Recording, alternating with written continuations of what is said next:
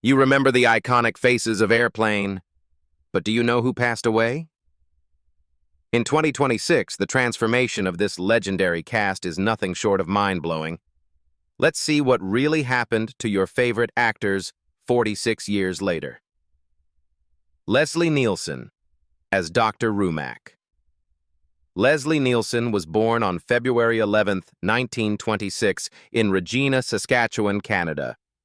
At 54 years old, he played Dr. Rumack, the calm, dead-serious doctor delivering absurd lines like, "I am serious and don't call me Shirley," in Airplane. His completely straight-faced performance transformed the film's humor and helped redefine parody comedy for an entire generation. But behind that legendary composure was a man shaped by a violent childhood, growing up under a strict and often abusive Royal Canadian Mounted Police father who beat him regularly.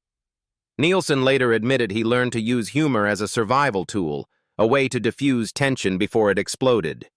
That emotional damage followed him into adulthood, and despite 4 marriages to Monica Boyar, 1950 to 1956, Alessandra Ullman, 1958 to 1973, Brooks Oliver, 1981 to 1983, and finally Barbary Earl, 2001 to 2010, he struggled to maintain lasting emotional connections, with 3 divorces marking years of instability. Physically, he carried another burden that few audiences ever noticed.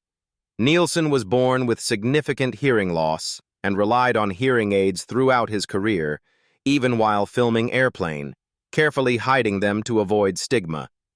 Later in life, he also suffered from knee osteoarthritis, participating in medical education campaigns in Canada to raise awareness. Despite these challenges, he continued working tirelessly into his 80s, starring in films like the Naked Gun series and maintaining a relentless comedic energy that masked the physical strain behind the scenes. Leslie Nielsen passed away on November 28, 2010, at the age of 84 in Fort Lauderdale, Florida, after complications from pneumonia, surrounded by family. With an estimated net worth of $20 million, he left behind not just a fortune, but a legacy built on turning personal pain into laughter that millions would never forget. Robert Hays as Ted Stryker. Robert Hays was born on July 24, 1947, in Bethesda, Maryland. At 33 years old, he played Ted Stryker, a washed-up pilot haunted by failure who must land a plane full of dying passengers in Airplane. His completely serious delivery in the middle of absurd chaos became the heartbeat of the film, helping it gross over $170 million worldwide and turn into one of the most iconic comedies ever made. At the height of that success, Hays married rock singer Cherie Currie, the former lead vocalist of the Runaways, and their relationship quickly became a media fascination. But behind the headlines, their marriage was marked by constant tension, driven by opposite lifestyles, her world of music, rebellion, and touring clashing with his quieter, disciplined nature. After 7 years, the cracks became impossible to ignore, and their divorce in 1997 left Hays raising their son Jake largely on his own, forcing him to step away from major acting opportunities just as his career was already losing momentum. The deeper blow came from Hollywood itself, because he never escaped the shadow of Ted Stryker. Even though he led films like Take This Job and Shove It, 1981, and later reached family audiences with Homeward Bound, The Incredible Journey, 1993, the industry continued to see him as the same awkward, wide-eyed character. One by one, leading roles disappeared, replaced by smaller television appearances in shows like Starman and guest roles in that 70s show, quietly confirming that his breakout role had become a permanent limitation. By 2026, Robert Hays is 79 years old, living far from the intense spotlight that once defined his life, occasionally returning for nostalgic reunions tied to Airplane and classic comedy. With an estimated net worth of around $3.5 million, his story stands as a striking reminder that even a $170 million box office success cannot guarantee a lasting place at the top. and that sometimes the price of fame is being remembered for only one moment. Peter Graves as Captain Clarence Over. Peter Graves was born on March 18, 1926, in Minneapolis, Minnesota. At 54 years old, he played Captain Clarence Over, the polite but deeply uncomfortable pilot asking bizarrely inappropriate questions in Airplane. His performance shocked audiences and turned those awkward moments into some of the most quoted scenes in comedy history. Graves didn't arrive there by accident. He built his career step by step, starting with Stalag 17, 1953, and eventually commanding global attention as Jim Phelps in Mission Impossible, a role he carried for 6 seasons and returned to again from 1988 to 1990. That image, serious, controlled, authoritative, was so strong that reading the Airplane script felt like a betrayal of everything he had built. He reportedly threw the script on the floor and called it sick garbage, especially disturbed by the dialogue involving children. His personal life moved in the opposite direction. Quiet, stable, almost unshakable. He married Joan Endress in 1950, and their marriage lasted 60 years, raising 3 daughters together. In an industry known for collapse and scandal, Graves's home life became the one place that never fell apart, even as his professional identity was being challenged in unexpected ways. Then came a moment that stripped away that sense of control. In March 1984, he slipped on ice near Lake Tahoe and crashed hard onto the ground, breaking his jaw and tearing his lip so badly that doctors had to place over 100 stitches. The injury was severe, visible, and painful, forcing him to step back and recover, but he returned to work not long after, continuing with major productions like The Winds of War and its sequel War and Remembrance. On March 14, 2010, just 4 days before his 84th birthday, Peter Graves collapsed from a sudden heart attack outside his Los Angeles home after having lunch with his family. His daughter attempted CPR, but he was pronounced dead shortly after. He was 84 years old. With a net worth estimated at $8 million and a star on the Hollywood Walk of Fame awarded in 2009, his legacy remains tied to one bold decision, the role he almost refused, which ended up redefining how audiences saw him forever. Julie Hagerty as Elaine Dickinson. Julie Hagerty was born on June 15, 1955, in Cincinnati, Ohio. At 25 years old, she played Elaine Dickinson, the soft-spoken yet strangely disconnected flight attendant in Airplane. Her calm, almost dreamlike reactions in the middle of chaos gave the film its unique comedic contrast, helping it become the 3rd highest-grossing comedy of its time. In 1986, she married Peter Berkey, hoping for stability after years of chasing success in a demanding industry. But the relationship slowly drained her emotionally. By the time they divorced in 1991, the experience had already left a lasting mark, making her more cautious and withdrawn. Years later, she found a quieter, more supportive life with television executive Richard Kagan, but she openly admitted that maintaining both love and a career in Hollywood, especially for women past a certain age, felt like a constant uphill battle. What made her journey even more difficult was the silent struggle inside her own mind. Despite starring in films like Lost in America, 1985, and appearing alongside Bill Murray in What About Bob, 1991, Julie battled severe self-doubt and imposter syndrome. This internal pressure pushed her away from leading roles and into supporting parts, television work, and voice acting, including her long-running role on Family Guy, where she could work without the same level of scrutiny. By 2026, Julie Hagerty is 71 years old and continues to appear in films and television, including projects like Marriage Story, 2019, and A Christmas Story Christmas, 2022, proving her quiet staying power in an industry that rarely shows mercy. With an estimated net worth of about $4.2 million, her life tells a more subtle but powerful story, not of explosive fame, but of endurance, where surviving decades in Hollywood becomes its own kind of victory. Lloyd Bridges as Steve McCroskey. Lloyd Bridges was born on January 15, 1913, in San Leandro, California. At 67 years old, he played Steve McCroskey, the chain-smoking, increasingly desperate air traffic controller trying to hold a collapsing situation together in airplane. His escalating panic and dark humor created some of the film's most unforgettable scenes, turning stress into comedy in a way only he could deliver. He didn't step into that role as a newcomer. By the 1940s, Bridges had already appeared in dozens of films, building steady momentum through hard work and discipline after studying at UCLA. Then, everything stopped. In the early 1950s, during the McCarthy era, he was placed on the Hollywood blacklist over alleged communist ties. The offers disappeared almost overnight. At a time when he had a wife and young children to support, he was left without income, without support, and without the industry that once welcomed him. That pressure landed directly inside his family life, yet it never broke it. Lloyd married Dorothy Bridges in 1938, and their marriage became his strongest foundation through decades of uncertainty.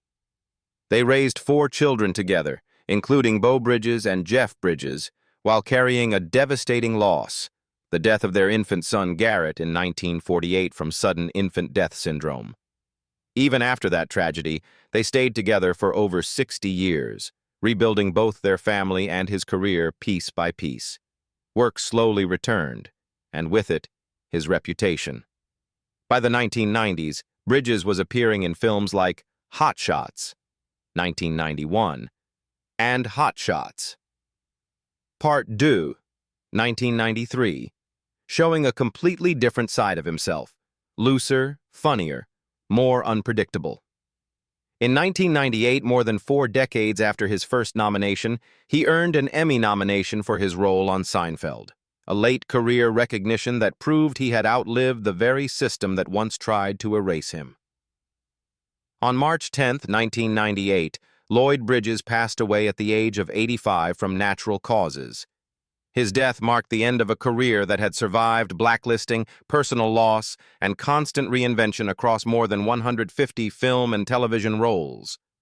With an estimated net worth of $15 million, he left behind more than success. He left a legacy carried forward by his sons, ensuring that the name Bridges would continue long after he was gone. Kareem Abdul-Jabbar as Roger Murdoch. Kareem Abdul-Jabbar was born on April 16, 1947, in New York City, New York. At 33 years old, he played Roger Murdoch, a co-pilot humorously denying he was the famous basketball star while clearly being exactly that in Airplane. His unexpected comedic timing added a surreal twist to the film, blending sports fame with absurd humor in a way audiences never saw coming. Off-screen, his personal life carried its own complexity, beginning with his marriage to Habiba Abdul-Jabbar, born Janice Brown, in 1971, with whom he had 3 children before their divorce in 1978. He later had another son, Amir, with Cheryl Pistono, but relationships around him often remained distant, shaped by his intense focus and reserved personality.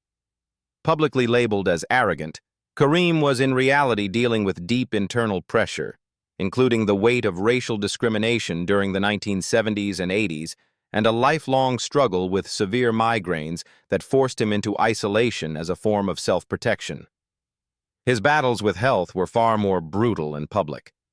In December 2008, he was diagnosed with chronic myeloid leukemia, a life-threatening blood cancer that required daily medication and constant monitoring.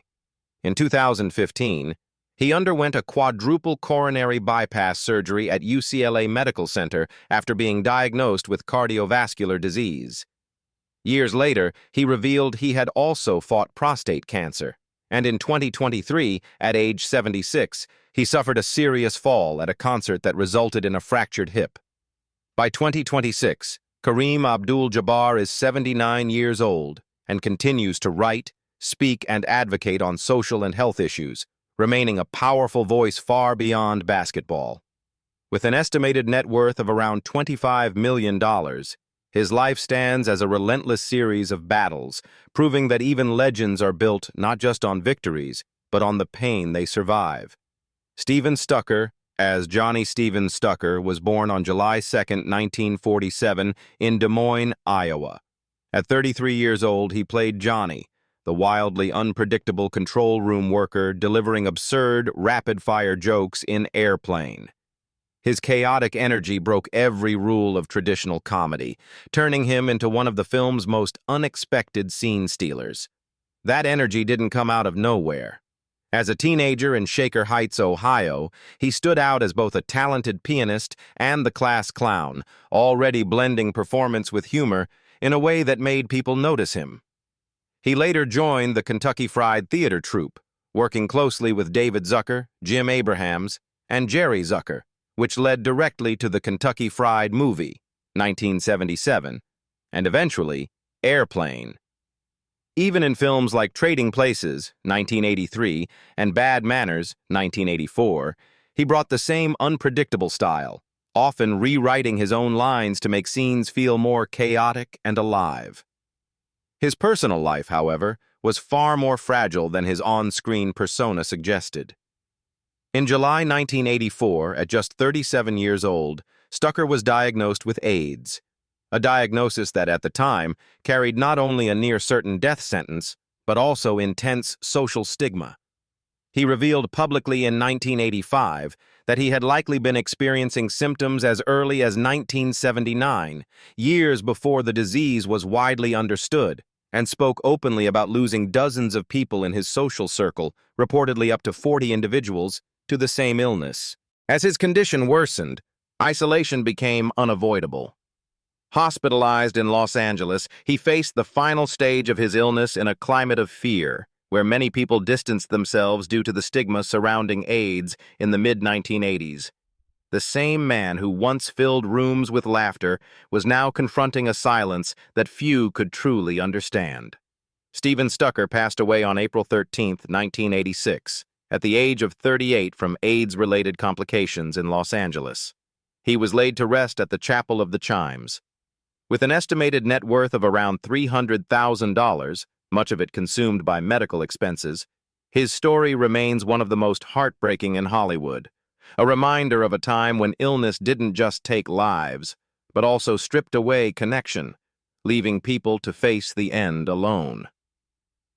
Robert Stack as Rex Kramer. Robert Stack was born on January 13, 1919, in Los Angeles, California. At 61 years old, he played Rex Kramer, the intense, no-nonsense investigator racing against time in Airplane. His commanding voice and serious delivery gave the film a dramatic edge that made the comedy even sharper and more effective. From an early age, pressure shaped his identity. Raised in a wealthy but demanding environment, Stack was pushed to excel in everything, whether it was academics, sports, or performance.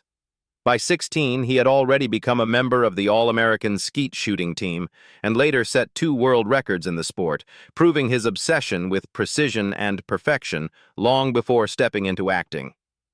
That same drive carried into his career, earning him an Academy Award nomination for Written on the Wind, 1956, and an Emmy Award in 1960 for The Untouchables.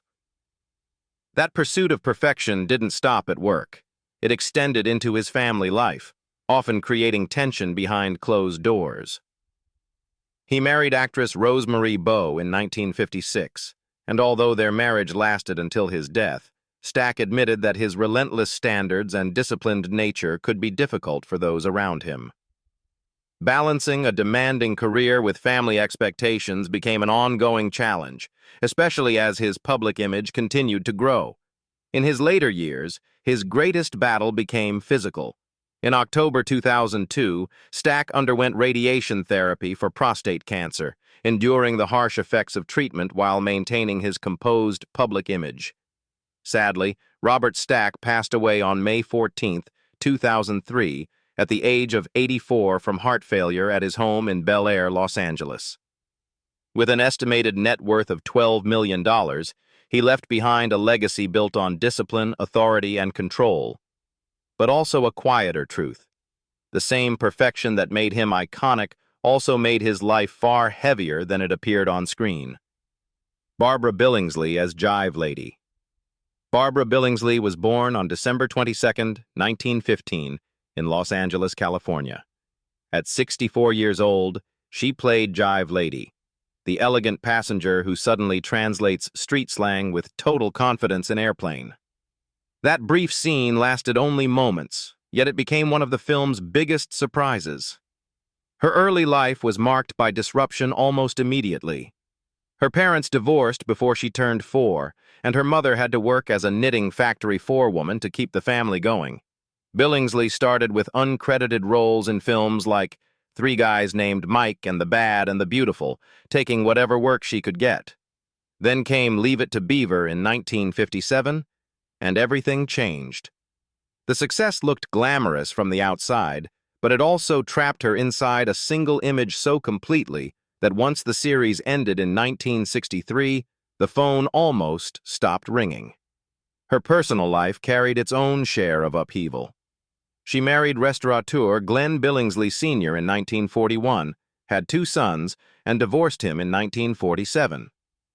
In 1953, she married British director Roy Kellenou, only to lose him 3 years later when he died of a heart attack in 1956. That loss came just months before she received the script that would turn into Leave It to Beaver. Her third marriage, to William S. Mortensen in 1959, finally brought stability and lasted until his death in 1981. Those years gave her companionship, but they did not erase the emotional strain of building a life, losing it, and starting again. Career pain stayed with her for decades. After Leave It to Beaver, she was so tightly identified as the perfect mother that casting directors struggled to imagine her as anything else. She later admitted that Airplane gave her as much attention as Beaver had, which says everything about how completely that one fearless scene revived her public image. She returned to television through the new Leave It to Beaver, voiced Nanny on Muppet Babies from 1984 to 1991, and even earned Daytime Emmy nominations. Barbara Billingsley passed away on October 16, 2010, at the age of 94 from polymyalgia rheumatica at her home in Santa Monica, California. She was buried at Woodlawn Memorial Cemetery in Santa Monica. She had an estimated net worth of around $2 million through her career. James Hong as Japanese General James Hong was born on February 22, 1929, in Minneapolis, Minnesota. At 51 years old, he played the Japanese general, a brief but memorable authority figure in Airplane. His appearance was short, but like so many of his performances, it added another sharp layer to the film's absurd world. He had been fighting for visibility almost his entire life. As a boy, he spent part of his childhood in Hong Kong before returning to the United States at age 10, only to find himself the only Asian student in a class of 500 children. He was bullied, mocked for his English, and treated like an outsider. That pressure followed him straight into Hollywood, where Asian actors were often limited to servants, restaurant owners, or faceless enemies. Instead of disappearing, Hong pushed back.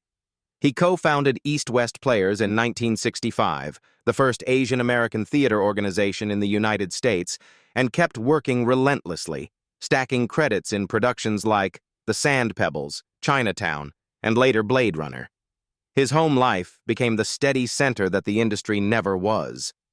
He married Susan Tong in 1977, and together they built a family with 3 daughters and, later, 8 grandchildren. That stability mattered because his career demanded constant reinvention, constant resilience, and constant patience. Even after decades of work, respect did not always arrive when it should have.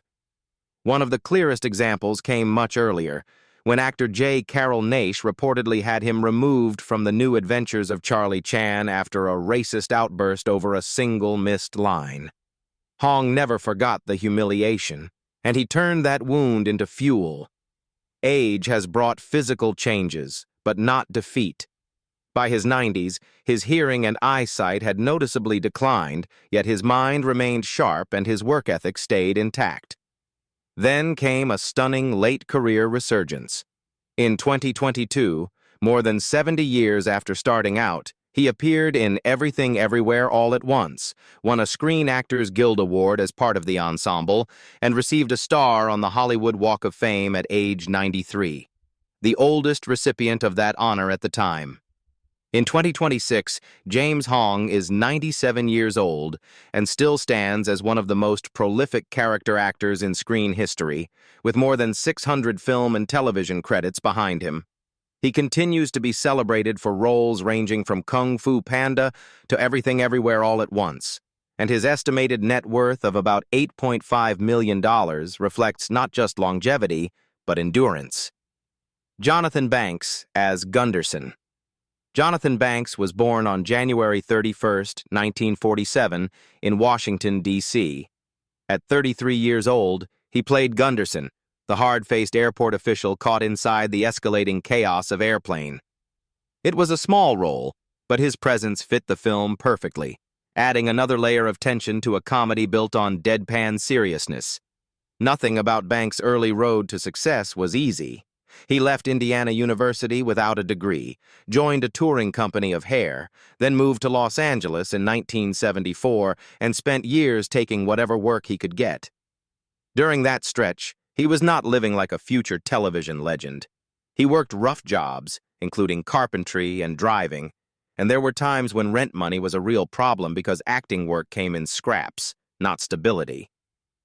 That long survival grind shaped the face audiences later came to trust in films like 48 Hours and Beverly Hills Cop, a face that looked like it had already seen too much.